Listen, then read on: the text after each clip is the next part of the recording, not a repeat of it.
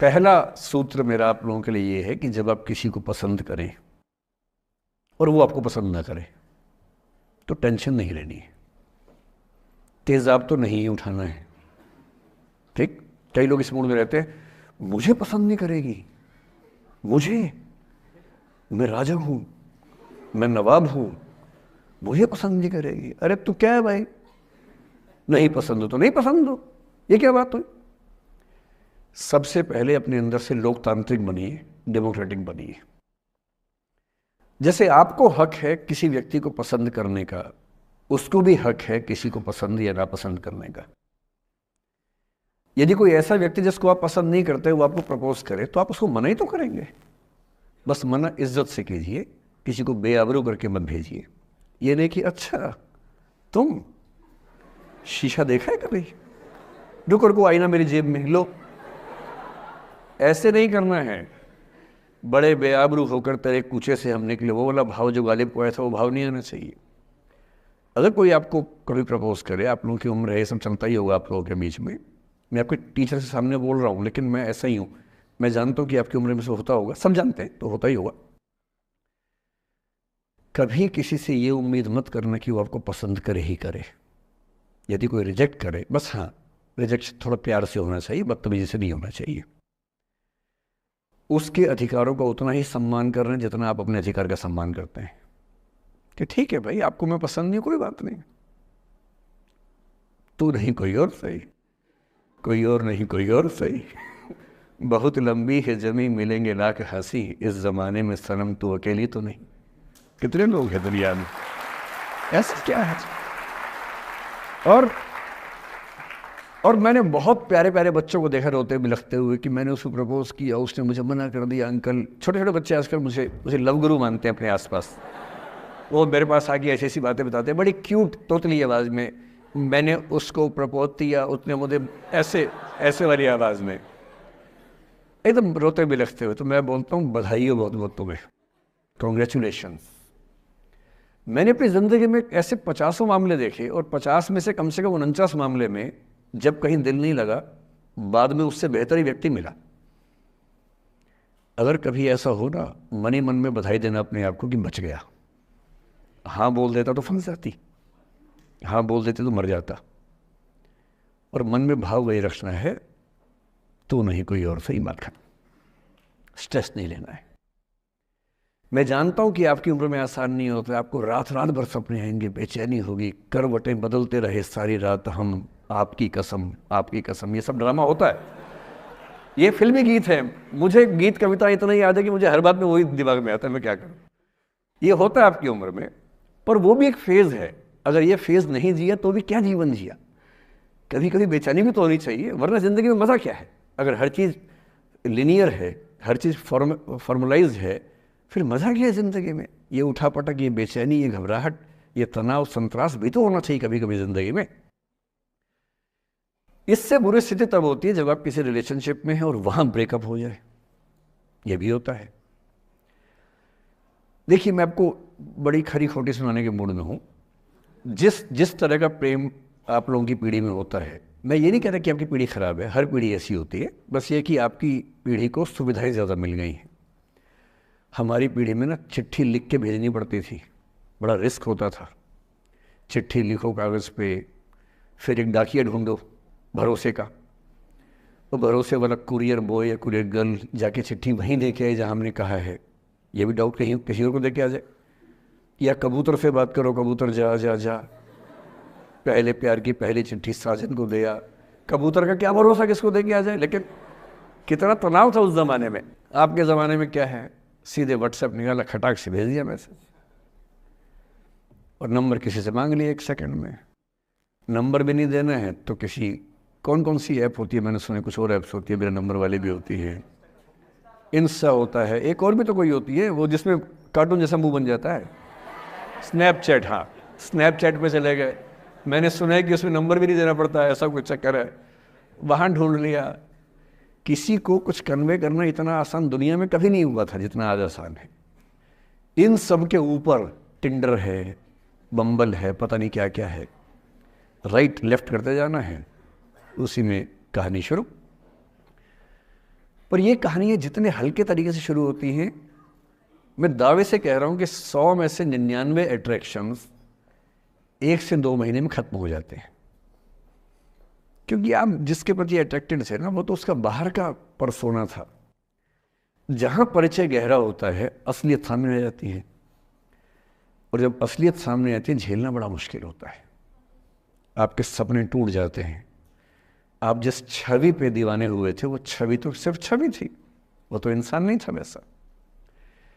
99% cases में मेरा ख्याल है कि अट्रैक्शन 1-2 महीने में समाप्त होता है। उसके बाद तो एक बोझ है जो आप ढो रहे हैं। कभी कभी होता है कि दोनों का खत्म हुआ तो बात आसान है, कभी कभी किसी एक का खत्म होता है, एक का नहीं होता है, वहाँ मामला मुश्किल हो जाता है। तो ऐसा हो सकता है आपके जीवन में कि दूसरा साथी आपका ये कहे कि भैया देखो, मैं तुम्हारे साथ कुछ महीने से हूँ, पर मुझे अब अच्छा नहीं लग रहा, मैं ब्रेकअप करना चाहता हूँ।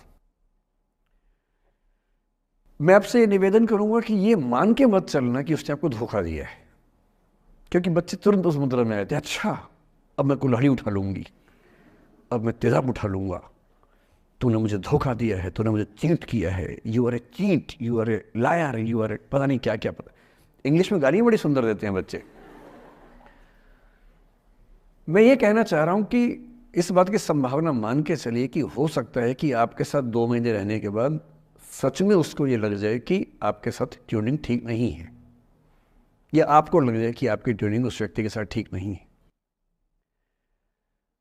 और किसी मुर्दा को अपने पास पकड़ के रखना उसका मज़ा नहीं है। आप किसी को बांध तो लेंगे, पर जब उसका दिल आपके पास है ही नहीं, दिल विहीन लाश अपने पास टिका के रखना, एक मुर्दे को बांध के रखना, इससे बेहतर है जाने दो। बांधना नहीं, बांधते वो हैं जिनमें असुरक्षा बहुत ज़्यादा होती है। उस असुरक्षा से बचने का उपाय खुद को बेहतर बनाना है। आप इतने बेहतर हों कि आपको चाहने के लिए हज़ारों लोग हों। क्यों आप इतना डिपेंडेंट होते हैं कि इस एक व्यक्ति के अलावा मेरा कोई है ही नहीं दुनिया में? ऐसा क्यों सोचना है? और ऐसे ही मामले में ये करना है वो अफसाना जिसे अंजाम तक लाना ना हो मुमकिन, उसे एक खूबसूरत मोड़ देकर छोड़ना अच्छा। और ये खूबसूरत मोड़ कैसे होगा? अगर कोई जाना चाह रहा है तो आपके पास 3 ऑप्शंस हैं। एक, ना उसको अच्छे से बात करे, ना खराब से बात करे, न्यूट्रल होके जाने दे। एक, उसको धमकी दे, बर्बाद कर दूंगा, छोड़ूंगा नहीं, तो निकल के देख घर से, तेरे एड्रेस पता करवा लूंगा, मेरे साथ 50 दोस्त हैं, मेरे सारे आवारा हैं, सारे बेरोजगार हैं, सारे कुंठित लोग हैं, सारे गुंडे मवाली हैं, उनका धंधा यही है, तेरे पीछे छोड़ दूंगा सबको। एक ये तरीका है। और तीसरा ये कि ठीक है यार, ऑल द बेस्ट, जा सिमरन जा, जी ले अपनी जिंदगी। अरे ठीक है, हो सकता है मैं तुझे ठीक नहीं लगा, कोई बात नहीं, लेकिन किसी से मिलो तो बढ़िया से मिलना, तेरी ज़िंदगी अच्छी हो। मैं भी ढूंढ ही लूँगा किसी न किसी को, थोड़ी हेल्प कर दी हो, कहीं इंट्रो करवा दी हो मेरी भी, लेकिन ठीक है तू भी जा। ये होता है खूबसूरत मोड़ देकर छोड़ना अच्छा। चिपकू नहीं बनना है किसी के पीछे, ना बोरा जाना है कि तुम जाओ, मैं तो दीवाना, स्थायी दीवाना हूँ तुम्हारा। कोई जब तुम्हारा हृदय तोड़ दे, तड़पता हुआ जब तुम्हें छोड़ दे, तब तुम मेरे पास आना प्रिय, मेरा दर खुला है, खुला ही रहेगा तुम्हारे लिए। वाह। पहले के ज़माने में बेरोजगारी का ये लक्षण था। हम जब छोटे थे ये गाने सुनते थे, हम ये सुन के बड़े हुए कि ऐसे ही करना पड़ता है शायद प्रेम में। तो हमारे स्कूल में लोगों ने इसका पैरोडी बनाई, जब कोई तुम्हारा सर फोड़ दे, तड़पता हुआ जब तुम्हें छोड़ दे, तब तुम मेरे पास आना प्रिय, ये क्लिनिक खुला है, खुला ही रहेगा तुम्हारे लिए, तो बस आ जाना। जब कोई तुमको सड़क पे छोड़ दे, गाड़ी अपनी वहाँ से मोड़ ले, तब तुम मेरे पास आना प्रिय, ये ठेला खड़ा है, खड़ा ही रहेगा तुम्हारे लिए। क्यों भाई, क्यों खड़े रहोगे? बेरोजगार हो क्या? अरे ठीक, जा सिमरन जा, जी ले, और मैं भी जा रहा हूँ जीने के लिए। ये दीवाना नहीं बनना है कि तुम मतलब मुझे ना चाहो तो कोई बात नहीं, किसी और को चाहोगी तो मुश्किल होगी। अजीब हाल है यार। तुम ठेकेदार हो कि तेरा ठेका मेरे पास है, नहीं तो किसी के पास नहीं है। अजीब हाल है। अरे ठीक है भाई, उसकी ज़िंदगी है, जीने दो उसको। क्यों किसी की ज़िंदगी में इतना हावी होने का प्रयास करना है? जब आप नहीं चाहते कि आपकी ज़िंदगी में कोई हावी हो, आप क्यों किसी की ज़िंदगी में इतने हावी होंगे? और जब बहुत दर्द हो ना, हमेशा दूसरे के पर्सपेक्टिव से भी सोच के देखिए कि उसको ऐसा क्यों करना पड़ा। क्या पता कोई मजबूरी हो, कभी कभी होती है। मैं बुद्ध की मजबूरी सोच के परेशान होता हूँ कई बार, और फिर मैं सोचता हूँ कि काश यशोधरा जैसा व्यक्तित्व सबका होता। बुद्ध की रियल कहानी क्या है शायद किसी को नहीं पता। मैं जिस कहानी की बात कर रहा हूँ, मैथिली शरण गुप्त नाम के एक बड़े प्रसिद्ध कवि ने यशोधरा नाम की पुस्तक में वो कहानी लिखी है, भूमिका में जिक्र किया। बुद्ध बचपन से ही थोड़े से वैरागी किस्म के व्यक्ति थे। उनकी कुंडली देख के एक ज्योतिषी ने बताया भी था। माता पिता बहुत परेशान थे, शुद्धोदन उनके पिता का नाम था। माता पिता ने बहुत कोशिश की कि इस बच्चे का मन विरक्त न हो। अच्छा महल बनवाया, सारी सुविधाएं दी। जैसे ही बुद्ध थोड़े से किशोरावस्था में आए, उस समय की दुनिया की सबसे खूबसूरत महिला से, लड़की से, यशोधरा से उसकी शादी करवा दी। यशोधरा के पिता ने काफ़ी एग्ज़ाम लिए बुद्ध जी के, वो सारे एग्ज़ाम में पास हुए, तब जाके शादी हुई, ऐसे नहीं हुई। शादी हुई तो बुद्ध भी ठीक था, रमे रहे उस जीवन में। बेटा हुआ उनका राहुल। अब बुद्ध की विरक्ति का भाव बढ़ता जा रहा था। 29 साल की उम्र के आसपास ऐसा हुआ कि उन्होंने एक मृत व्यक्ति को देख लिया, एक बूढ़े को देखा, एक भिखारी को देखा, एक बीमार को देखा।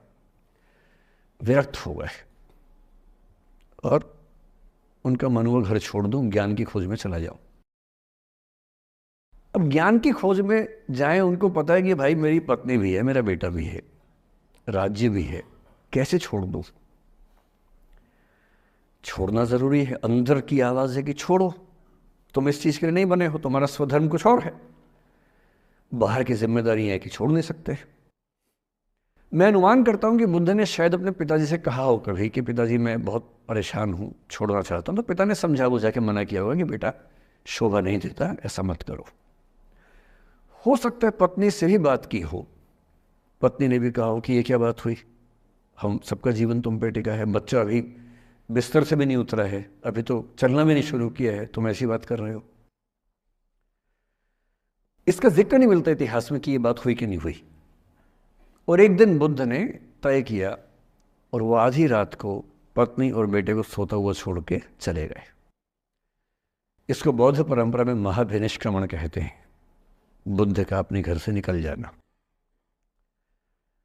अब बुद्ध चले गए, लेकिन मैथिली शरण गुप्त यशोधरा के पर्सपेक्टिव से बुद्ध को देख रहे हैं। यशोधरा बहुत परेशान है, भाई पति चला गया है, बच्चे का पिता चला गया, मजाक थोड़ना है। राजा परेशान है कि उनका उत्तराधिकारी चला गया है। यशोधरा इतनी परेशान है, बहुत लंबे समय तक छंद आते रहते हैं कि वो कितनी बेचैन है, कितनी परेशान है। लेकिन यशोधरा की सबसे बड़ी परेशानी इस बात से नहीं कि बुद्ध चले गए, इस बात से है कि बिना बताए चले गए, भरोसा नहीं किया। और वो अपनी सहेली से कहती है, सिद्धि हेतु स्वामी गए, यह गौरव की बात। मुझे गर्व है कि मेरा पति इतने महान काम के लिए गया है। सिद्धि हेतु स्वामी गए, यह गौरव की बात, पर चोरी चोरी गए, यही बड़ा व्याघात। सखी सखी वो मुझसे कहकर जाते, कह तो क्या वो मुझको अपनी पथ बाधा ही पाते, क्या मैं रास्ता रोकती उनका? उसके मन में ये मलाल है कि बिना बताए चले गए। वो इस भाव को लेट गो नहीं कर पा रही है, परेशान है। फिर बुद्ध को ज्ञान मिला 6 साल की तपस्या के बाद, बोधगया में बोधि वृक्ष के नीचे ज्ञान मिला। बात फैल गई। जो 5 शिष्य बुद्ध को छोड़ के भाग गए थे उनके बुरे वक्त में, उन्हीं 5 को बुद्ध ने सबसे पहले ज्ञान दिया सारनाथ में, जिसको धर्मचक्र प्रवर्तन कहते हैं। बुद्ध की ख्याति बढ़ने लगी। शुद्धोदन ने बुद्ध के पास, अपने बेटे के पास कई लोगों को भेजा ये कहने के लिए कि भाई यहां भी तो आओ, हमसे भी तो मिलो। बुद्ध का ऐसा प्रताप था कि जो उनके पास जाता वो बुद्धम शरणम गच्छामि हो जाता, वापस ही नहीं आता। तो फिर शुद्धोदन ने बुद्ध के बचपन के एक दोस्त को ये कह के भेजा, भैया मैं जानता हूं तुम वापस नहीं आओगे, पर प्रभावित होने से पहले बोल देना कि पापा याद कर रहे थे। तो वो गया, उससे वायदा निभाया, हो तो गया, बुद्ध के संग में दीक्षित हो गया, पर वायदा निभा दिया। तो बुद्ध ने कहा ज़रूर जाऊंगा, पिताजी की आज्ञा है तो जाऊंगा ही जाऊंगा। बुद्ध पहुंचे अपने कपिल वस्तु, जो अपना इलाका था, वहां पहुंचे। पूरे कपिल वस्तु में, नेपाल सिद्धार्थ नगर से नेपाल जाएंगे तो नेपाल बॉर्डर पे ही कपिल वस्तु है। मैं देखने गया था वो जगह जहाँ बुद्ध पैदा हुए थे, बड़ा सुंदर स्थान है, आप भी जाकर देखें कभी। तो बुद्ध पहुंचे रात को, एक धर्मशाला में रुके। अब वहाँ हल्ला मच गया कि राजा का बेटा धर्मशाला में। बुद्ध ने कहा भाई मैं देखो राजा का बेटा बन के नहीं आया हूँ, मैं बुद्ध बन के आया हूँ।